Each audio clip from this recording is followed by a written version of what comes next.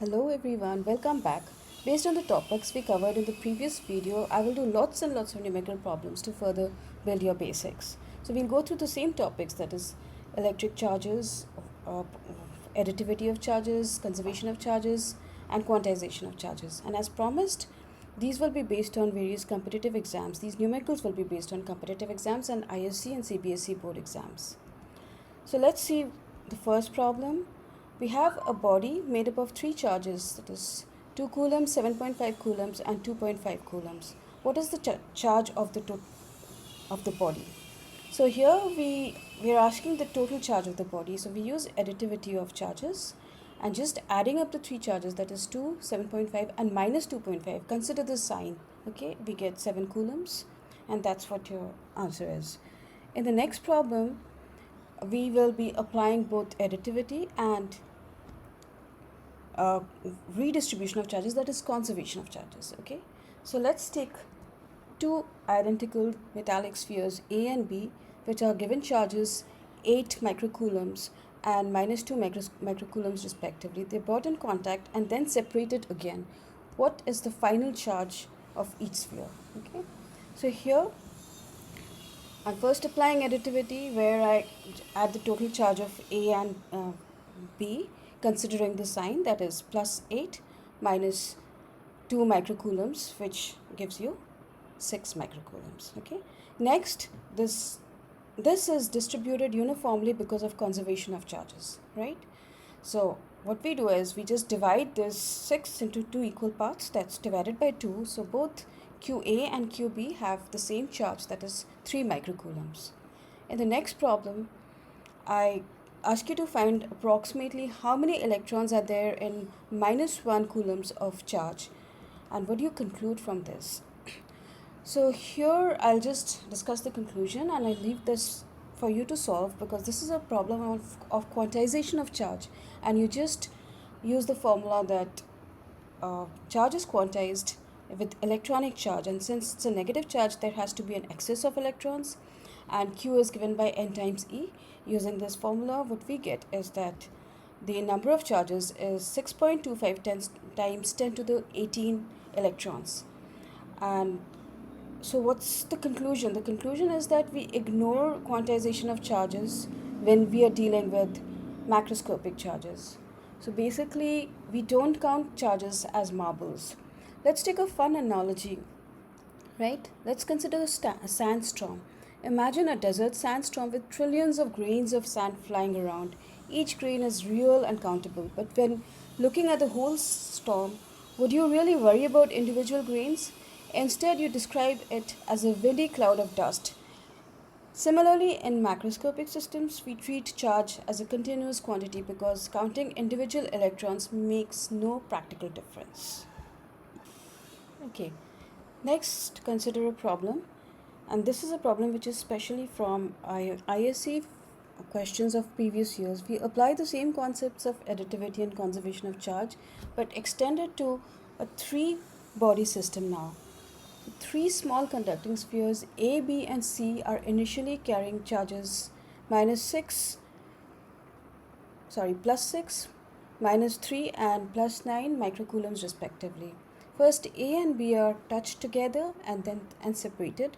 Then B and C are touched together and separated. Find the total charge on each sphere. So what do we do here? We again apply additivity of charges. So the total charge of A and B when they are touched is given by the addition of charge A and B, that is plus 6 minus 3, which is 3 microcoulombs.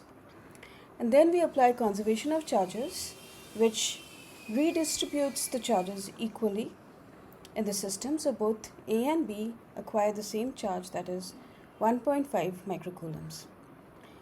Next, we apply additivity of charges, where the total charge of B and C when they are touched together is just the addition of the two, which is 1.5 plus 9 microcoulombs, which is 10.5 microcoulombs.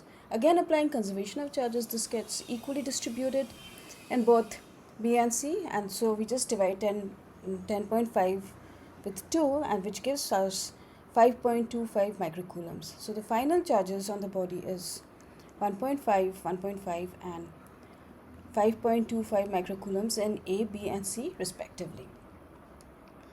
The next problem is about the definition of current. It comes from the definition of Coulomb, which comes from the definition of current, and that is we just apply that concept. Okay, so to solve this problem, so the current flowing in a conductor is given by I is equal to 4t cube plus 3t square plus 10. You have to find the total current flowing from 1 second to 2 seconds. How many excess electrons does the conductor have? So in finding the excess electrons, we have to use a different concept, but let's see how we find the current that's flowing in the first case. Okay, since the current is given by the rate of change of charge flowing, which we just learned in our previous section, in our theory section, so it's given by so the charge is given by the integral of I dt, that is q is equal to integral of I dt, where the expression of I is given by 4t cube plus 3t square plus 10, and we integrate this from limits 1 to 2 seconds, since that's the time given in the problem. And after you integrate this, 4t, we have q is equal to 44 by 4 plus 3t cube by 3 plus 10 times t, and just apply the upper limit 2 and the lower limit 1 and solve for these values. We get 2 to the 4 minus 1, 2 cube minus 1 cube plus 10 times 2 minus 1, and the result is 32 coulombs. Okay, now the number of excess charges is given by quantization of charge, that is Ne is equal to Q divided by E, which is 32 divided by 1.6 times 10 to the minus 19, which is 2 times 10 to the 20 number. That's a huge number again. This again shows that we do not count individual electrons in quantization. We don't consider quantization for macroscopic situations. Next is a multiple choice question. Actually, it's a collection of multiple choice questions from ISC and NEET question bank. Okay, so the first question is very simple. It just says what is meant by quantization of charge, and this has come repeatedly in ISC exams in 2013, 2015 and even before, so it seems to be their favorite question. The second question is, if we have a body of positive charge which is 8 times 10 to the minus 19 coulombs, it has an excess of 5 electrons, a deficit of 5 electrons, an excess of 8 electrons, or a deficit of 8 electrons. So what is the answer for this? This is a question which came in ISC 2012. Okay, so what do we do to solve this? We use quantization of charge, and quantization of charge gives us Ne is equal to Q by E. Solving it, we get 5, but is it an excess or is it a deficit? Since it's a positively charged body, it has to be deficit of electrons. So our correct answer is B. Okay. The next question is, a sure test of existence of charge between two bodies is, first option is repulsion between them, second option attraction between them, third is frictional force between them, and finally is it gravitational force between them. Surely it cannot be frictional and gravitational force, so we just remove those two options and we are left off only with repulsion and attraction. So it's known that opposite charges can be induced when a charge induced between a charged and a neutral body in contact. Okay, and that causes a force of attraction. A common example is comb your hair and try to pick up bits of papers. Bits of papers are neutral, but the plastic comb becomes negatively charged, and so it induces negative charge on the bits of paper and causes an attraction. Okay, so the repulsion is the surest test, so the answer is repulsion, so we can rule out attraction. Okay, so our answer is A. Next question is, can a body be given a charge of 2.2 times 10 to the minus 19 coulombs? Why? This is easy, and I can give you a hint, that is, you have to use the property of quantization of charges, and this came in the very last exam, that is ISC 2024. So some really easy questions do come in ISC, so be prepared for everything, for the basic concepts. It's very important to be prepared for the basic concepts. The next set of questions will be multiple choice questions that are based on IIT, JEE and NEET inspired.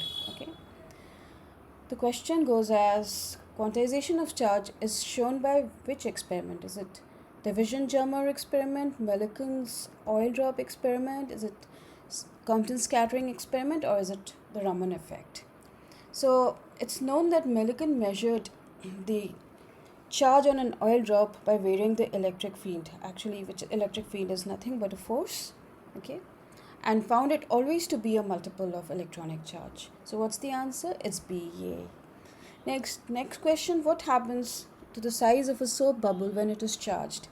Does it increase, or does it decrease, or does it or nothing happens, or does it first increase and then decrease? So this is a little tricky because it involves induction again, electric induction. So what happens is, similar charges, they get distributed and they repel each other. It actually involves repulsion of charges. So they repel each other, the similar charges, they get distributed, and they within the surface of this spherical bubble, they repel each other, and the size of the bubble increases because its radius increases. Okay. So the answer is there is an increase. That's option A. Okay. Next question is, positive charges Q, 2Q, 3Q, and so on till 100Q are placed at coordinates 0, -2, 0, -1, 0, 0, 0, 97 respectively in an arbitrary frame of reference. The charge of the system is 5050Q, 1000 times Q, 50 times Q, or 0. So here what we use is just simply use additivity of charges, and these are different charges starting from Q all the way, 100 charges starting from Q all the way to 100Q, right? And they're placed arbitrarily, so the coordinates can be anything. So the coordinates are just misleading. We just add them up and we just take Q common, so we are actually adding numbers from 1 to 100, and we know that the sum of first n integers is given by n times n plus 1 divided by 2. Do the math, and simply adding the first 100 integers gives us 5050Q. Yay. Thank you for listening.